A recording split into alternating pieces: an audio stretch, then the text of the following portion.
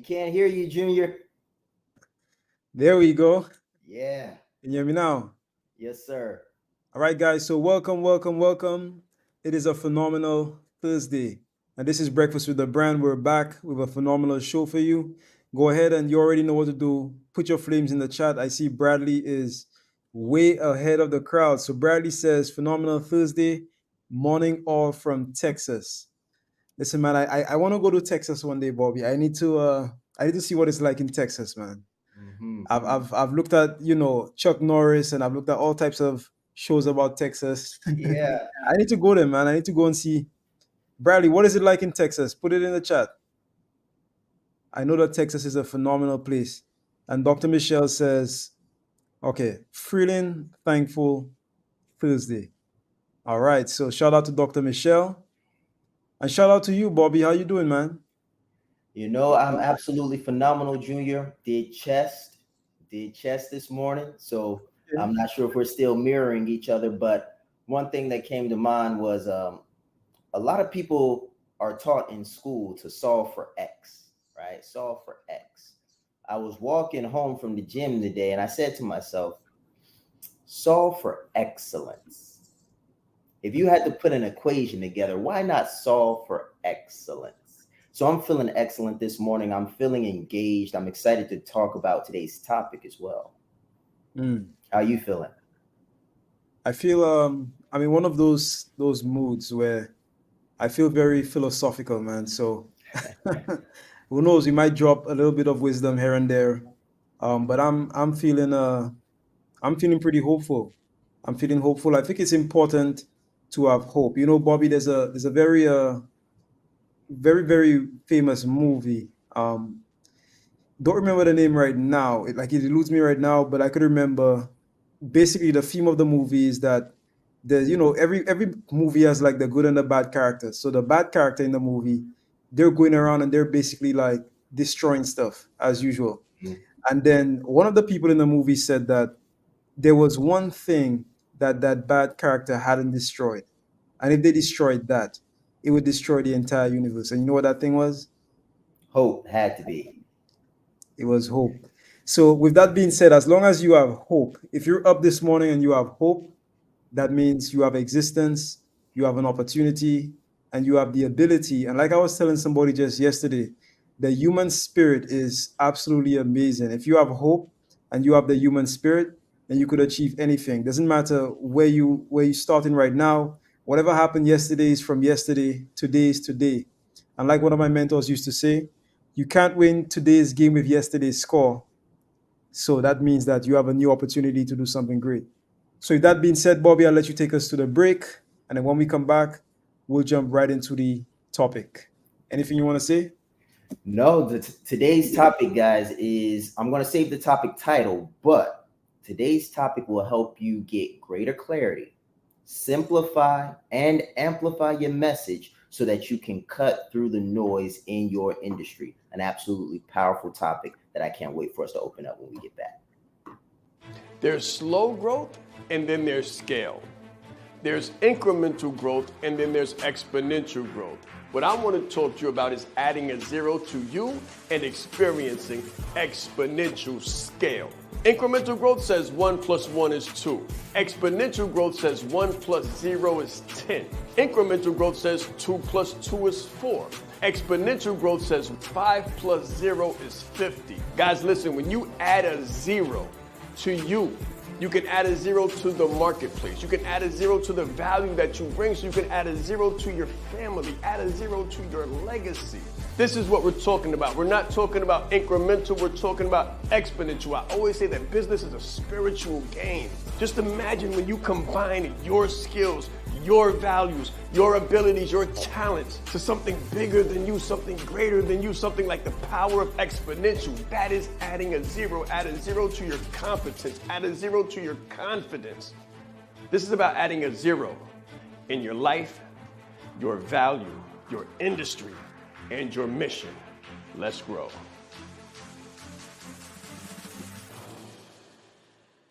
Confidence is key. Most of the people I work with, they have the education, the experience, and the expertise. We call those the 3 E's. but they're looking for the 3 I's: the income, the impact, and the independence. And I always tell them that the bridge between the 3 E's and the 3 I's is marrying your confidence to your competence. Most of the people I work with, again, have all of the competence in the world. What I help them do is get the confidence.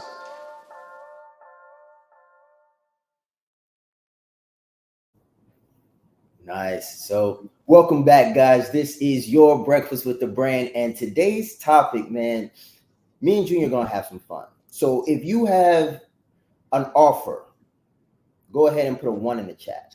If you're working on your offer, put a 2 in the chat.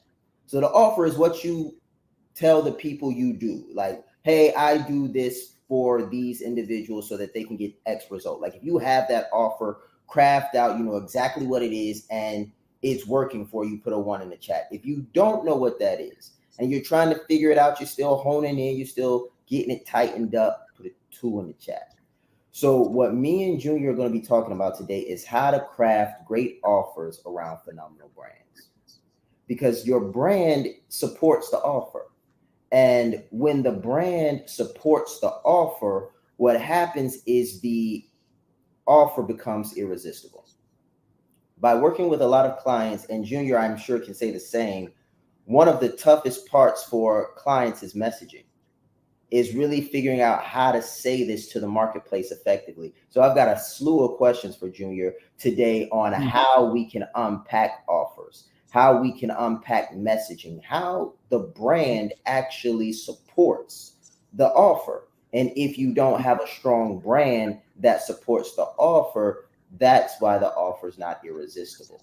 And all of these components work together to generate revenue in your business. So my first question for you, Junior, is as an expert copywriter and someone that has done several websites, what are some of the common mistakes that entrepreneurs are making, seasoned entrepreneurs and newbies? Like, what are all of these entrepreneurs doing that is causing their messaging to be confusing, lack clarity? Well, Bobby, that's a phenomenal question. Great place to start. And I'll put it to you this way, guys. I want you to imagine, let's say you go to the concert of one of your favorite bands. Maybe you love rock, or maybe you love hip hop, or whatever genre of music you love. Let's say you go to a concert and you're up on that stage. Okay, so let's say, in fact, let's just say, yeah, let's say you're up on that stage. Okay, and let's say, you know, like how you have those situations where maybe you go to a concert or you go to an event. Maybe you brought your daughter, or your son, or your niece, or your nephew, and they're lost in the crowd. Sometimes the event promoters will be nice enough to let you go up on the stage and say, hey Molly, your mom needs to see you backstage, or something like that, right? You've experienced that, right? I think most of us have.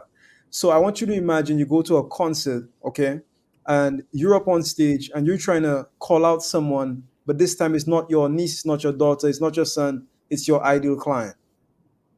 Okay. So when you get on that mic, and let's say your ideal client's name is Michelle, the biggest mistake that most entrepreneurs make is they try to call out more than one person at the same time. So I want you to imagine you're trying to say, in one breath, you're trying to say, Michelle Bobby Bradley. Michelle Bobby Bradley. You know, like that's what it is. So the number one mistake, and I'm sure you could guess that neither Michelle, neither Bobby, or neither Bradley would get the message. It would be confusing. And as you know, you confuse, you lose. The number one mistake most people make is that they try to call out too many people at the same time.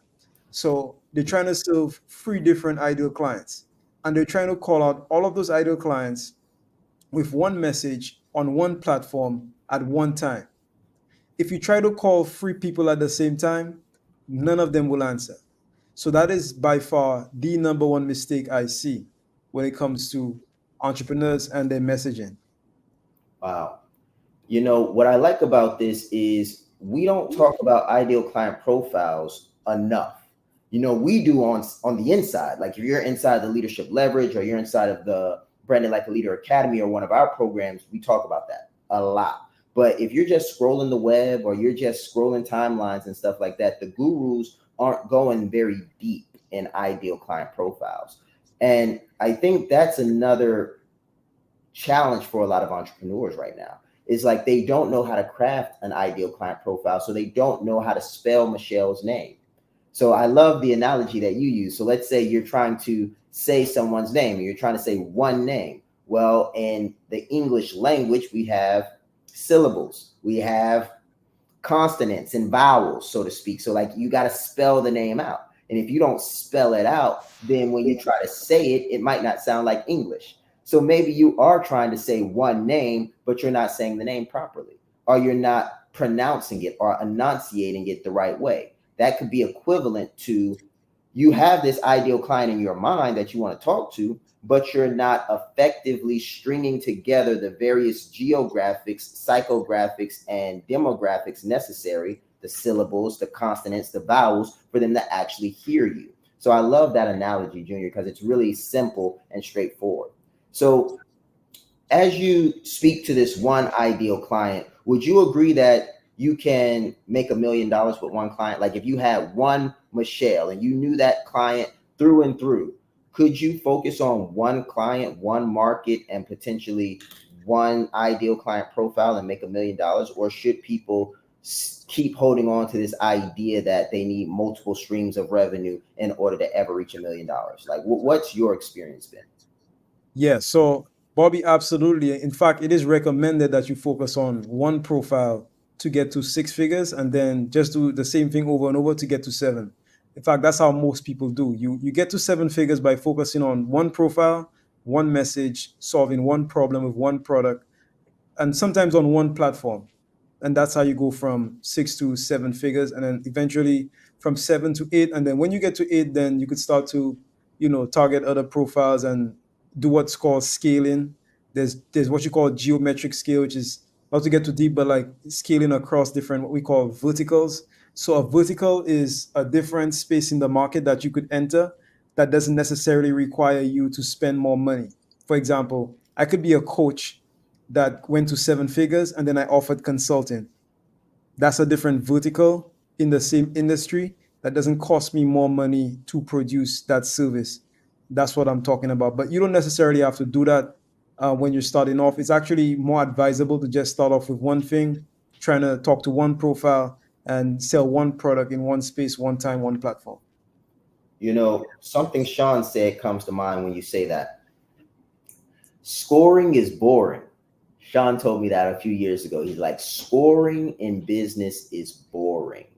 And I think that's what catches up a lot of entrepreneurs, as we're looking at the movies, right? We're watching The Wolf of Wall Street. We're watching the Grant Cardones that are on their private jets. We love these guys, and we love what they do, and we love the lives that they portray to us, and we see the excitement, right? We see the excitement. And when we see the excitement, I think a lot of us think that that's how it's supposed to be every day. I feel like in our minds, we think we're supposed to wake up, sell a new product, meet new people, and be on planes, sipping Mai Tais, traveling the world. But the reality in my experience has been it's a lot more underground work, a lot more behind the scenes grind, a lot more getting a solution to your prospect or to your client over and over and over again until you can do it without thinking about it. And that, I think, over time becomes monotonous, it becomes tedious, and it becomes boring. So in this world of business, real business, because once you get a stage of boring and then you go from boring to excitement again, it's like working out. You work out hard and then you hit a plateau and then you get strong again. So for you, Junior, what do you do when you get bored? Do you ever get bored? Because you're doing the same thing over and over and over. You're calling numbers, you're reaching out to people. How do you keep it exciting, or do you have a completely different perspective? That's interesting, man. I haven't thought about that. I don't feel boredom. I don't of course there are things that I find boring, like, but I right now I don't feel bored. It never occurred to me that sometimes people feel bored. But one thing I will say, Bobby, is that the boring work is what makes you money. Mm-hmm. Guys, the boring work is what makes money. I want everybody to think about the last time you went to a gas station and you went to, let's say you went on the inside, you filling up your tank, you went on the inside, and then you pulled maybe a Snickers bar, near the cashier, or you went into the fridge and you got a drink. How exciting was that? Was that very exciting? Probably not. Probably was more like routine, stuff that you do every day, stuff that you don't even really think about, like consciously. You're not actually thinking about pulling the Snickers. But I know for me, I just go, I get something, and I get out. So that stuff isn't necessarily exciting, but I guarantee you, the people selling those drinks, the people selling those snacks, the people selling those whatever inside of those stores, that's a boring thing to do. They're making a lot of money. Mm-hmm. They're making a lot of money, and it's stuff that we never think about. People selling toilet paper making millions of dollars, and we never think about it. So Yeah. the boring stuff is what makes the money. So I'll say to everybody here, you absolutely have to do the boring, quote unquote, work. The key is find somebody that could do the boring work, so you don't have to do the boring stuff yourself, Yeah. if you can. Yeah. And, Shaan also said something once. He was like, what you hate to do, someone loves to do. What you hate to do, there's someone that you could pay handsomely who loves to do it. Me personally, I don't like systems, so to speak. Like I like what they do for me, but I don't like building them. I did data analytics for 12 years in the United States Marine Corps. So I know how they work. I know how to manage and leverage them, but I don't like it. So guess what? I don't plan to build a business that requires me to manage all of my systems. I'd much rather pay someone to manage those systems for me. So as you're listening to this right now, put a 5 in the chat if there is something you can't wait to offload from your plate. Like there's something you're doing right now that you're like, oh my gosh, I can't wait to pay somebody to do this. Like I cannot wait to get this done. If you have something like that, I will tell you a secret, a tip, right? Get good at it. The faster you get good at it, the faster you'll be able to pay somebody to do it, because it's normally that one thing that is the bottleneck. And we know what it is. Like Bradley knows, Michelle knows, I know. If I could put a 5 in, I'd put a 5 in the chat right now. It's like there's one thing that I don't want to do. But guess what? The better you get at it and the faster you get proficient at it, guess what? The moment you can say, I know how to do it. If I hire someone to do it, I know how to hold them accountable to it. And in most cases, if you've done it well enough and you've got something working, the person you hired will do it better than you. And that's how I've seen many people get out of jobs in their business that they don't want. And everyone has one. Everybody has a job in their business that they don't want to do, but has to get done. So as we move to the next section for Junior, I want us to talk a little bit about the brand now. So if I was a high-end luxury suit maker, but my store was ran down, raggedy, and like trash and toilet paper was all in my parking lot, and you came into my store and the price tag was like $200,000 for a suit. Like if you saw the ambiance, you saw the brand of my store, my positioning, and then you came into the store and you saw $100,000. You saw my offer. Would you be likely to buy that suit from that janky ran down spot? Or would you be like, there's no way this offer and this brand can be congruent? Like they just don't match. What would you do walking into a ran down suit dealer asking for a $200,000 suit, but it's a $20 parking lot? Bobby, you're asking me that question. You want me to answer that for real? For real. What would you do? What would I you do? mean, bro. Well, for 200,000, that's a very extreme example. I think for 200K for a place with toilet paper, I don't think I would. I don't think I would buy the suit. Yeah, Yeah. I don't think I would buy the suit. Nah, I probably would say no. And I Because for think me, how you do one thing is how you do everything. So if you have toilet paper on your floor, probably have a little bit in the suit pocket. exactly. And that's really what I wanted to get to there, is that's how many of our offers can look when we haven't made the investment in the brand. Because here's the thing, the suit might be pristine. Like, check this out. Like, the suit might be handmade by the best people in the country, flown in. Like, literally, the suit is worth $400,000. They're giving it away for a half price, so to speak. But a person won't even look at the suit seriously if the ambiance, the brand, or the office space is off. And that's what I really want us to think about today is, does your brand align with your offer? Are you asking for more in financial compensation than you're providing in luxurious experience? Because purchasing is an experience, and the experience oftentimes is a precursor to how much the person is willing to spend. So what has been a experience for you, Junior? Or actually, I'll ask it this way: as a business owner, as a direct marketing consultant working in multiple verticals, what type of experience do you personally try to create for your clients so that they have no hesitation to price? Well, Bobby, the answer is pretty simple. The answer is simplicity. What I've found is that online marketing can be complicated and very complex for people who are not copywriters, who are not marketing geniuses. So if you don't know marketing, it could be very complex. It could get very complex very quickly. So for me, all I try to do is I try to just make the process as simple and as easy as possible. And that's my thing, because I really and truly believe that that's what people need. So my whole goal and the whole reason why I do what I do is to make online marketing simple. Wow. You know, I think it was Da Vinci who said simplicity is the highest form of sophistication. I thought that was pretty neat. Yep. So, with that being said, I think that's another thing that we can do better as entrepreneurs, you know, and I'm talking from a vicarious position. So, let's say you find yourself building your business and you're scaling, or at least you're trying to scale your revenue. Let's say you haven't broken to the multiple six figures or you haven't hit your seven figures yet. Like, that's your goal.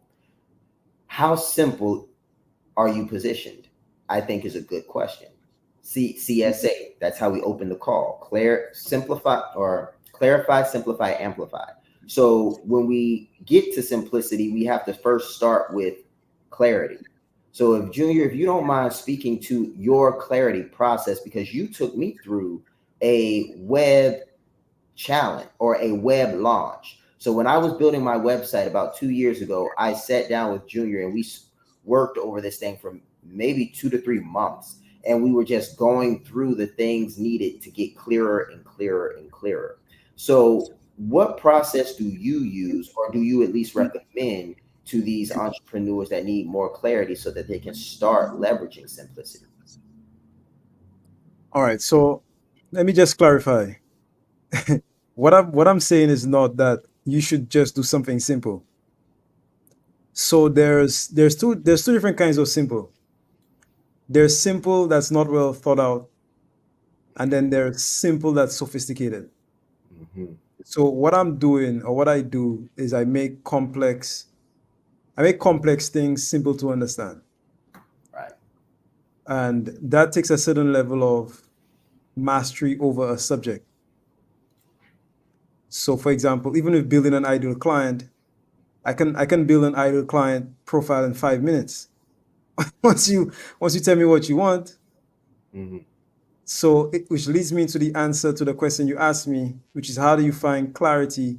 Clarity is, you get clarity from asking the right questions. So you find clarity through coaching.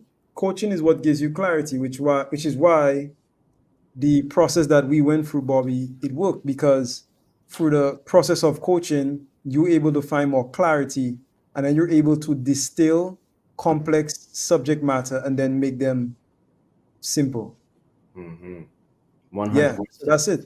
But it doesn't mean that you could just do something that looks like you didn't really thought about it. You never really thought about it too much.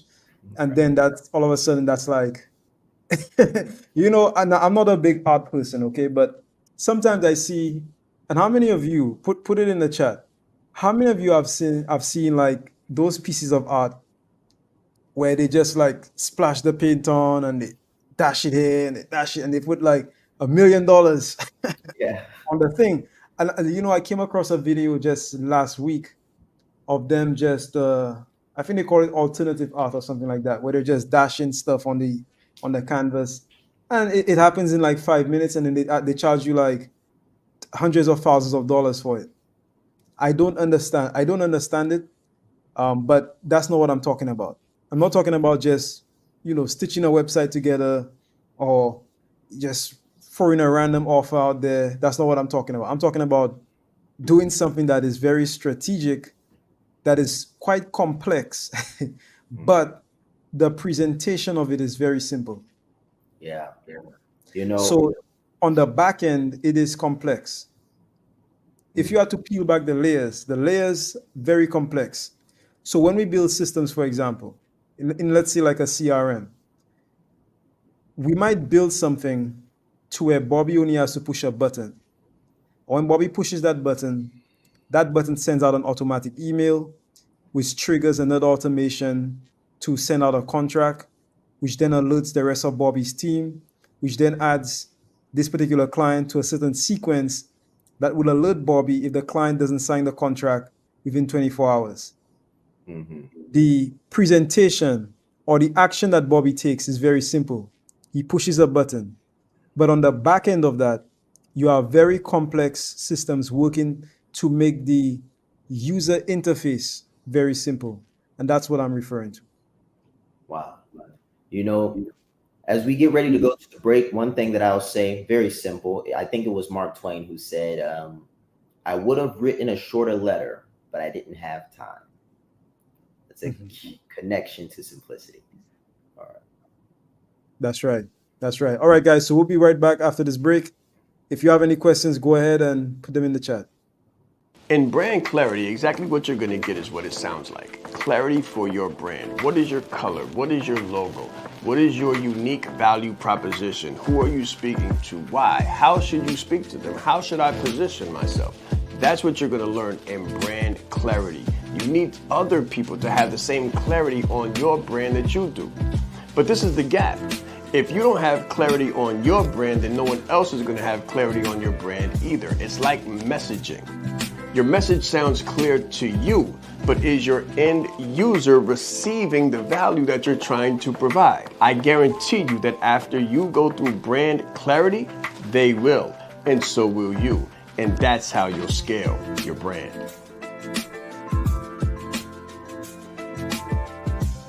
The difference between sales and closing, I get this all of the time, guys. Closing is elegant. Closing is luxurious. Closing is the most profitable. Sales, high pressure tactics. No one associates car sales, right, the sleazy sales tactics with closing, because closing is elegant. Closing is excellent. You have to be a professional in order to close deals. Listen, when you do this the right way, when you learn what we're going to teach you in here, your clients will be trying to close you, and they won't let you close them for low numbers. So you'll be able to heighten, increase your profitability, increase your visibility, increase your reach, and increase your impact in the marketplace, and be confident and comfortable charging higher prices than you ever thought possible to the right people who can actually pay for them, and then say thank you for closing them.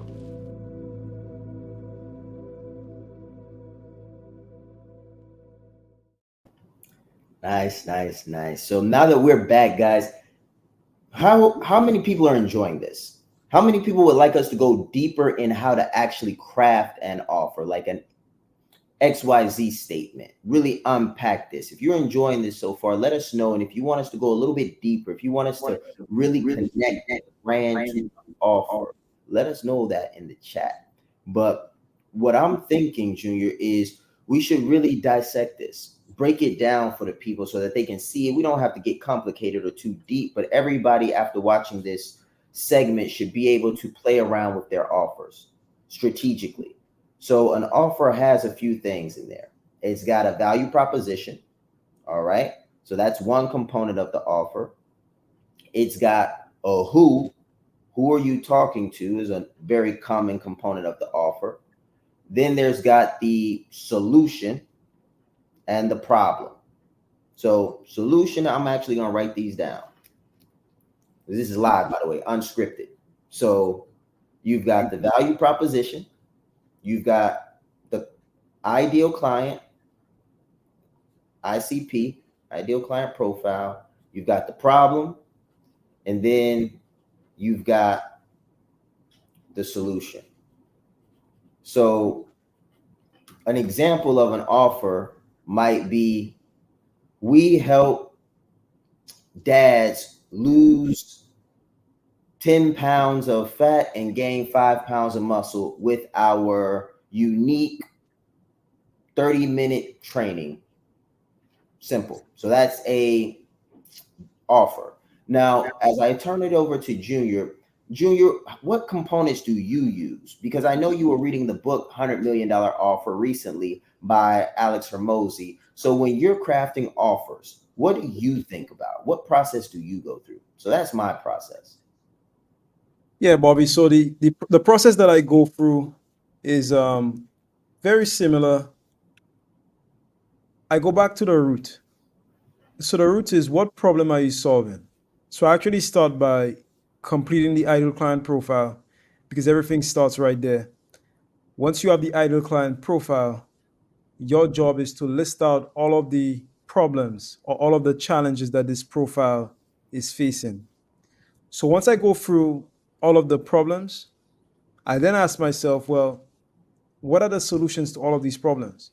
So for example, let's say an ideal client says, well, the number one problem is I need to maybe gain more muscle, unable to gain muscle, stuck in the same area at the gym, um, need more vitality, need more energy.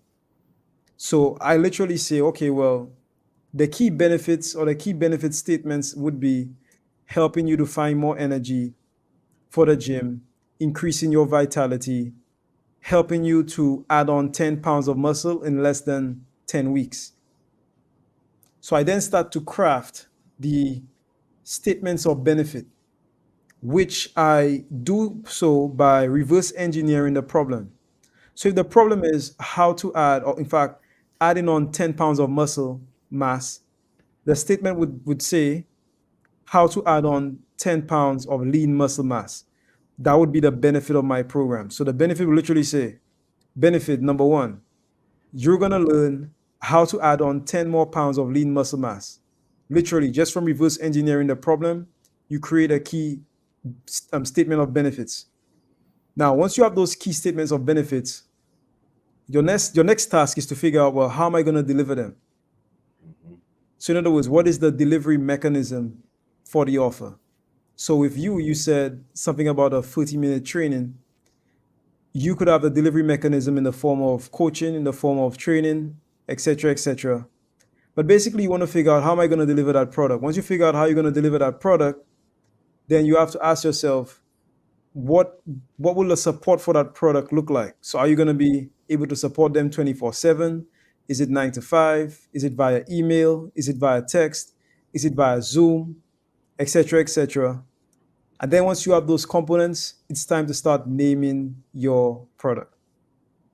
So the name is meant to give the product, or meant to capture the audience by basically telling them what the product is about, and presenting them with a unique value proposition. So for example, how to gain lean muscle mass in 30 minutes or less from the comfort of your home, guaranteed. Yeah. And then after that, man, you're pretty golden. Once you have the name, and once you reverse engineer the offer, then it becomes magnetic.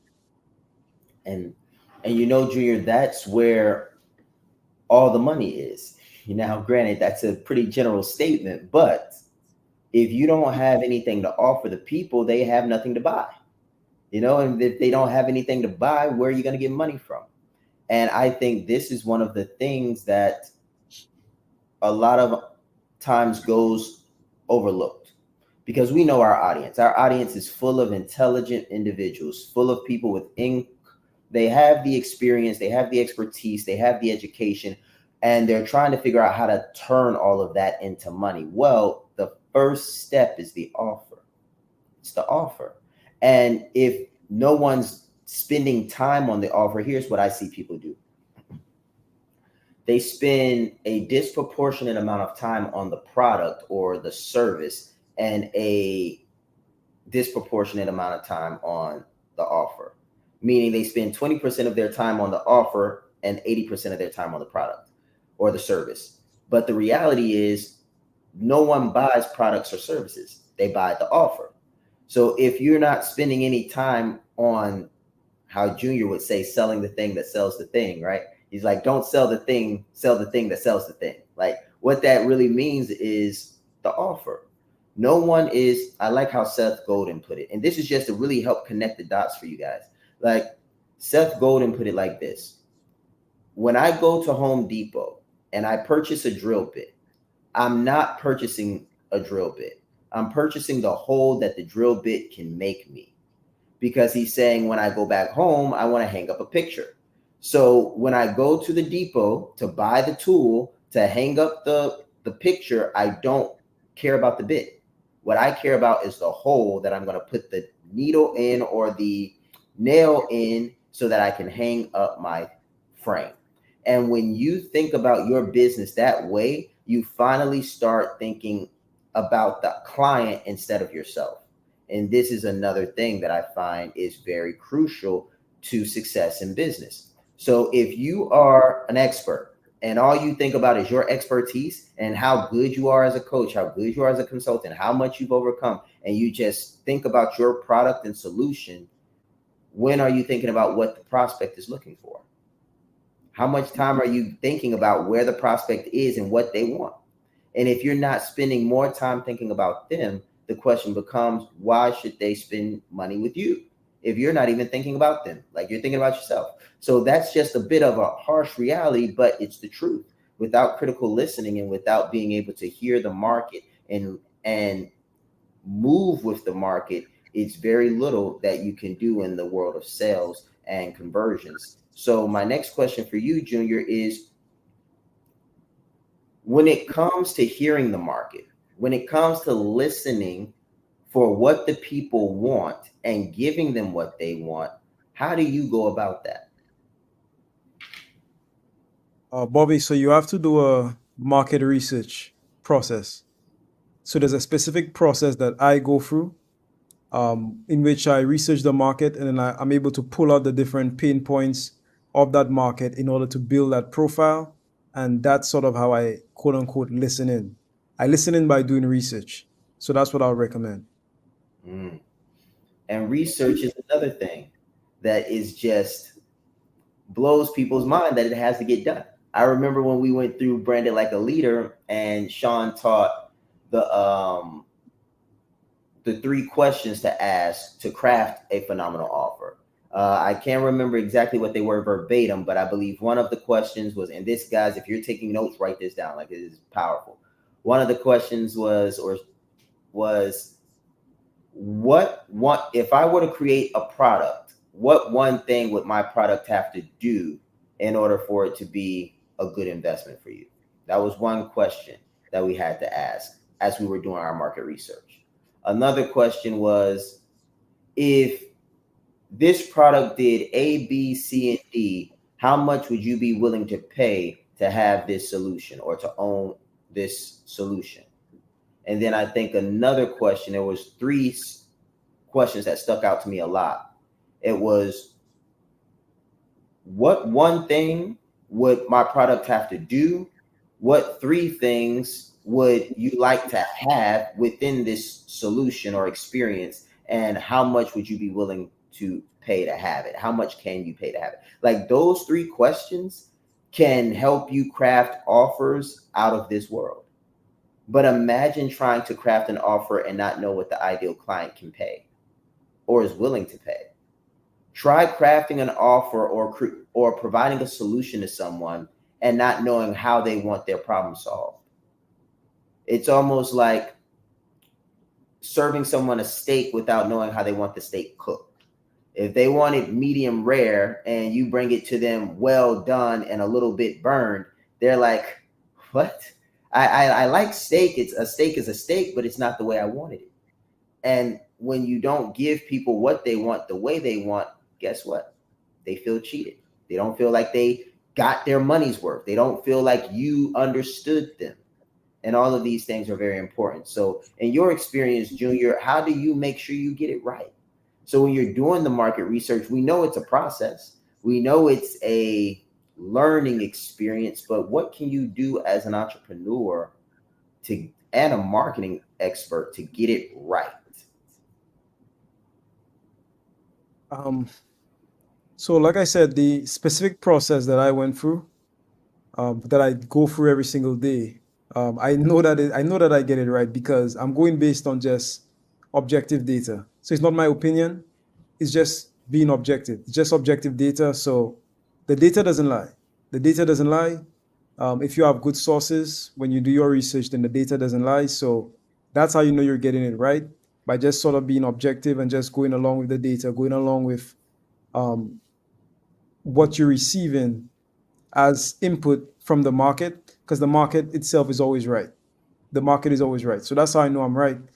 If what I'm seeing is coming from the market, then it has to be right. It has to be right. So that's how you know you're right. Man. And that leads to the impact, income, and independence everybody's looking for. And that's what's so funny. It's like the things that we want and the things that we're looking to achieve. I'd like to tell you guys a story, very quick story before we go to the break, about behind the scenes and on the scene. Behind the scenes and on the scene.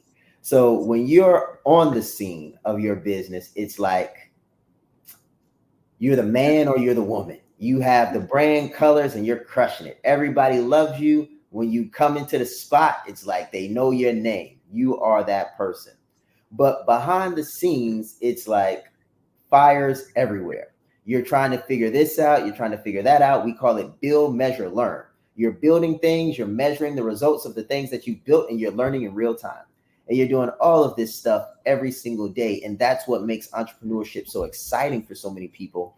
And I think one of the things we have to be mindful of as we're scaling and growing our business, and the story for me is, I remember going through a period in my business development where all I did was learn.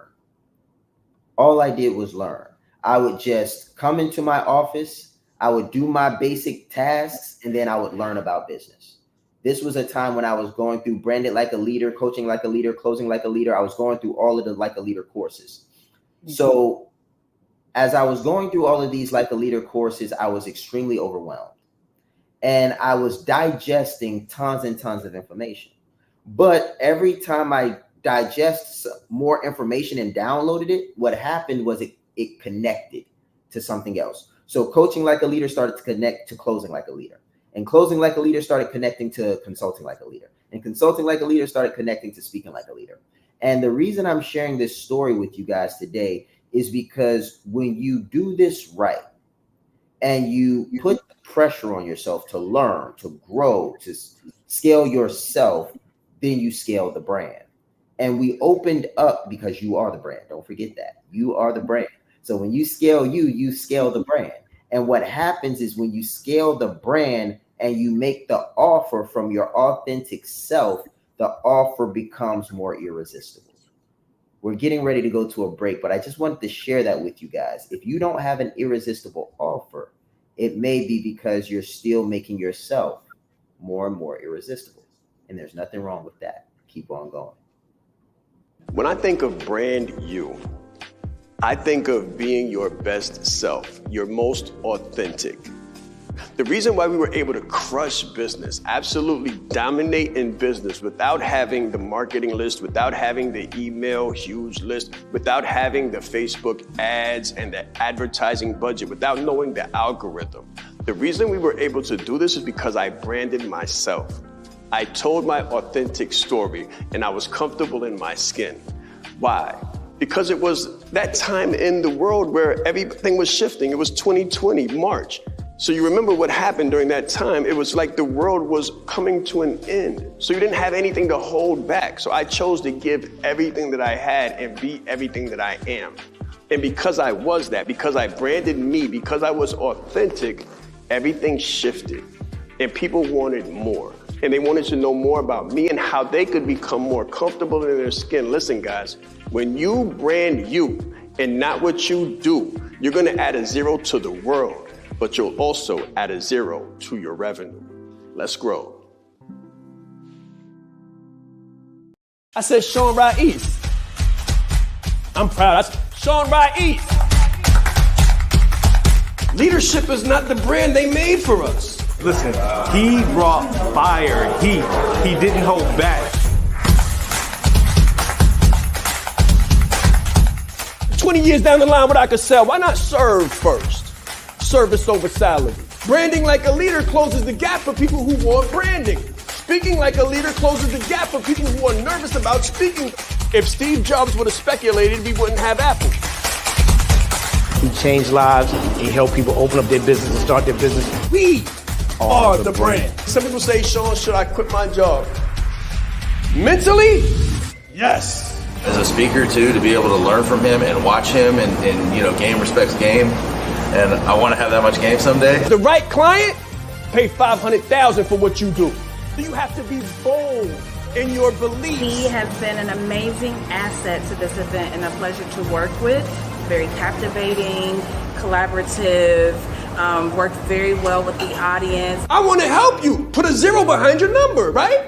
The session was great. How he is online, virtually, he is even more phenomenal in person. Be the face of change that you want to see. Stop asking questions and start giving demands. The entire team has just been absolutely incredible. They are a joy to work with. They go above and beyond. Give yourself a round of applause. Yes, yes, yes. Man, super exciting, Junior. Super exciting. As you played the first video, I was like, wow, it aligned so well, because we were talking about the brand clarity piece and how you are the brand. I was like, wow, Junior's outdoing himself. He's outdoing himself. So I just want to reference that video really quickly as we wrap up, and I turn some things back over to Junior, ask a few more questions. And the time we've got left here is in reference to that video. You are the brand. And you guys have heard us say that, a million times, but I want to also add this caveat. Here's my perspective. Everything that I have is a direct reflection of everything that I am. So if I want more, I need to become more. So the interesting thing about this perspective for me, and if you adopt it, the same will be true for you, is if you add more to yourself, if you increase your own internal value and your own ability to add value to others, you become more priceless. You become more valuable. You become less of a commodity and more of an exclusivity. And that is something I think really separates successful businesses that are launching from the businesses that drown out. So for you, Junior, as you've been seeing brands, building brands, a part of stabilizing brands, what have you found as one of the core components of a long-lasting brand? Like, what leads to brand longevity and sustainability in the marketplace? Brand dominance. Man, so if you analyze, we have case studies available. So we could actually go into the market and we could take a look at brands that exist and ask ourselves what caused them to continue growing and what caused them to get bigger. If I had to pinpoint one thing, I would say it is the ability to stay in tune with the audience, with the market, and what they need, and being able to shift or pivot or adjust as needed. We've seen the evolution of several brands. I could use the example of The Rock. So most of us know The Rock. We could use Mr. Beast. Mr. Beast is a very big brand, YouTuber. We could use musicians, artists, all kinds of brands that you could think of. They've always sort of shifted and evolved over the years as the market and as the world has shifted. So I would say being able to stay in tune with what's trending, like what's actually happening, while at the same time not losing the essence of what makes you you, would be one of the number one qualities that I see in long-lasting brands. Wow. I'm thinking about another thing because I've been taking notes as well. I was thinking about flexibility, adaptability, elasticity. That the ability to change and to adapt is very important. And one thing that I'll say to the audience right now, as you're growing your business and you're scaling things out, take it one day at a time. Today's conversation had some elements of things you could do right now and some future focused things such as longevity and brand dominance. But no matter where you are in your brand's development, I think taking it one day at a time is one of the best things you can do, especially if you're building a influential personal brand. So the personal brand is you. So I think it was Kevin Hart who says, my goal is just to be better than I was yesterday. Now, granted, he might not be the first person to say that, but I heard him say it and I like the way he said it. So with that being said, how is your brand better today than it was yesterday? And when I say brand, yes, you are the brand, but what activities are you doing to solidify your brand? It could be writing emails. Maybe you have an email that goes out every week or every day. Is that email getting better? Is it authentically communicating your brand's morals, values, and principles better? Do you have a newsletter? Do you do regular posts? Do you take photos? Are your pictures getting better? And it doesn't necessarily mean you got to upgrade your lens, but are you getting a greater clarity each day, even if it's 1%? They say if you get 1% better every day, you'll be 360% better by the end of the year. That's a phenomenal way to think about it. So do you have any last remarks for us, Junior, before taking us out of here? My last piece would be take that brand one day at a time. Yeah, what you said was very, very powerful. I want to touch on that. So what we've seen is that the strongest brands, the biggest brands on earth, they all started from a philosophy. So they're very philosophical brands. If you look at a company or an entrepreneur like Steve Jobs, the whole brand Apple started around an idea. Like it was a philosophy, it was a way of thinking that really and truly sparked the creation of the brand. And what we're seeing is that most brands, most long-lasting, sustainable brands, they all come from an idea or a certain way of looking at the world. And that way of looking at the world stays the same as times evolve. So I'll give you a great example of this. A great example would be with Musk and with SpaceX, the whole idea of SpaceX. Why does it exist? So Musk's whole thing is he wants to save the planet by making human beings interplanetary beings. Basically, we can live between here and other planets. That's an idea. We have the example of other phenomenal companies like Apple, like Google. I think Google's big philosophy is do no harm. So Google exists around the philosophy of doing no harm. In other words, as long as we're here and we're not doing any harm to the earth, to the world, to its people, then we've done our job. So if you're thinking about building a brand, you should always start with the philosophy around that brand, the vision around the brand, the whole idea. Like, what is the big idea? Anyways, so for me, my thing is making online marketing simple. That's my big idea. And that's why I'm here. So what is your big idea? What is the big idea for your brand? What is your brand philosophy? And how do you plan to move and to shape that and to bring it into existence using your personal brand? That is the question I would leave to the audience today. Just something to think about. Wow. Well, guys, this has been your Breakfast with the Brand. We'll see you tomorrow, 8 a.m.